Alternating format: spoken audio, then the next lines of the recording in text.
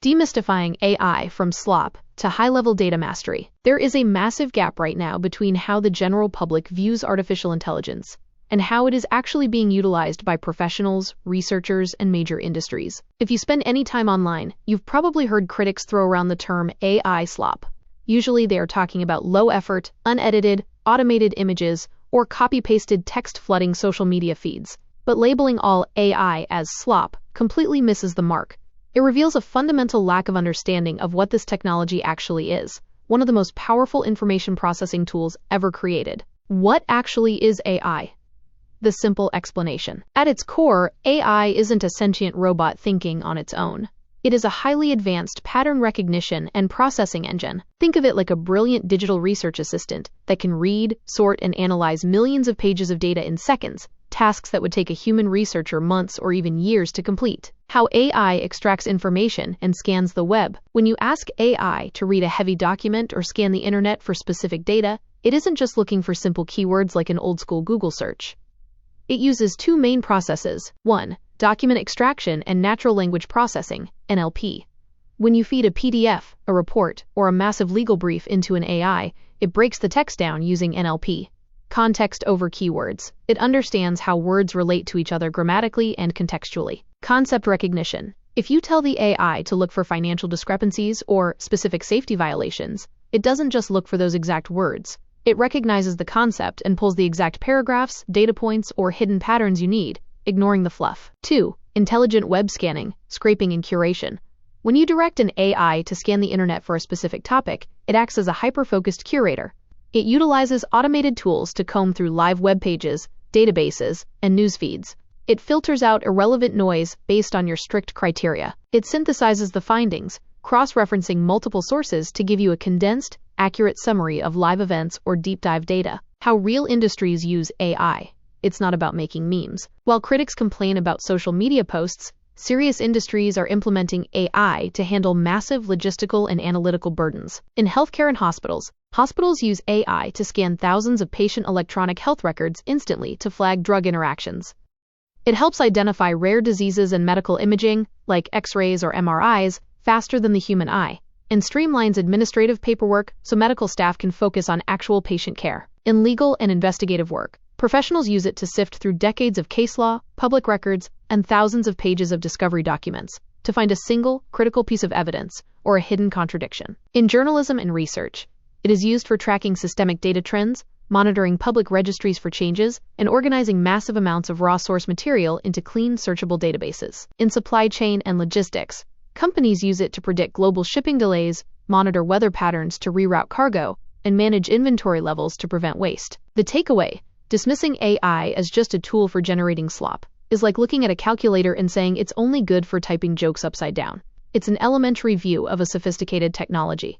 In the hands of a skilled researcher or an essential industry like healthcare, AI is an unmatched engine for finding truth, sorting through noise, and demanding efficiency. The dark side of AI: personal tools versus industrial surveillance. In our last post, we looked at how AI can be a powerful asset for researchers, investigative journalists, and essential industries when used correctly.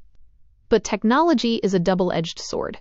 The true nature of AI depends entirely on who is controlling it, what data they are feeding it, and what their ultimate goals are. When an everyday person uses AI to sort through documents or find facts, it is a tool for transparency. But when centralized entities and massive corporations deploy AI on an industrial scale, it can quickly turn into an unprecedented system for tracking, control, and the invasion of personal privacy. The real threats: how AI is weaponized. AI itself doesn't have a conscience. It executes the intent of the user. In the wrong hands, the very same pattern recognition technology that can find a rare disease in a hospital can be used to erode human freedom. 1. Mass surveillance and behavioral tracking. Advanced AI algorithms can process thousands of live surveillance feeds, facial recognition databases, and digital footprints simultaneously. Instead of just recording footage, AI can actively track a person's daily routines, identify who they meet with, and flag anomalous behavior. It turns passive cameras into active tracking agents. 2. Data harvesting and privacy invasion. Every time you use a digital service, data is created. Bad actors and massive tech entities use AI to scrape financial records, browsing histories, and communication logs to build deep, psychological profiles on citizens. This isn't just about targeting ads anymore, it's about predicting and influencing human behavior. 3. Automated censorship and information control. AI is widely used to police public discourse online. Algorithms are trained to recognize specific narratives, keywords, and independent research, allowing platforms to instantly shadow ban, suppress, or delete information that contradicts official narratives before a human eyes ever see it. The massive difference: your phone app versus the megawatt data center. To understand how this weaponization happens, you have to understand the difference between the small-scale AI on your personal devices and the massive infrastructure being built in our backyard, using AI on your phone. When you use an AI app on your phone to scan a document or draft a post, you are using a localized consumer-level tool. It requires minimal computing power.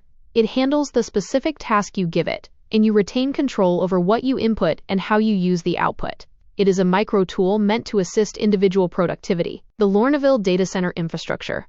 When massive facilities like the proposed data center project in Lorneville are planned, we are looking at an entirely different beast. These industrial-scale infrastructures require immense power grid support, often tied to heavy energy demands like dedicated gas plants, just to keep the servers cool and running. Why do they need that much power? Because they aren't processing simple text prompts for everyday citizens. Industrial data centers are built to aggregate, store, and process staggering oceans of big data. When you couple that level of raw computational infrastructure with AI tracking software, you create the backbone for centralized control. It provides the muscle needed to run continuous, real-time scanning of public records, digital footprints, and community activity.